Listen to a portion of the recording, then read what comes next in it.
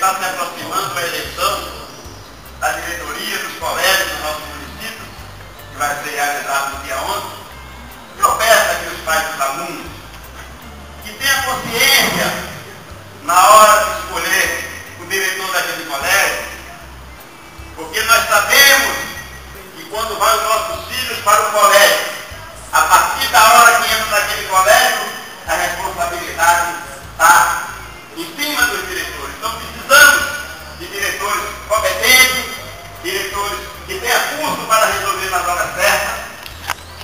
Isso é muito importante. Eu quero dar uma alerta aqui a todos os pais e alunos que estão me ouvindo. Quero abordar aqui, em primeiro lugar, a questão do problema do Ibirazinho, sobre a questão da água tratada de Ibirazinho e do bairro Guadalajara, onde a sessão passada, que, salvo engano, o administrador Peloso usou da tribuna solicitando que se tenha providência para a regularização da água tratada de Ibirazinho.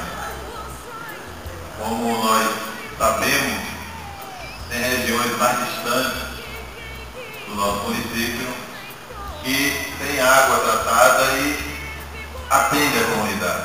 Eu quero referir aqui na sessão passada, na vinda do senhor doutor Ademildo, secretário de saúde do nosso município, que em seus esclarecimentos tirou muitas dúvidas que nós tínhamos a respeito do serviço médico do nosso município de Ipirá. Eu mesmo fiquei satisfeito com muitos esclarecimentos que ele deu aqui nesta casa. E vou até me dar uma nota. Lhe dou a nota 8 pelo seu trabalho que o senhor tem desenvolvido aqui no município de Ipirá. Me desculpar da sessão passada, aonde eu fiz um agradecimento antecipado em relação à estrada do povoado de João Velho. Mas para minha infelicidade, aí eu fui para lá, encontrei o rastro da patroa da estrada.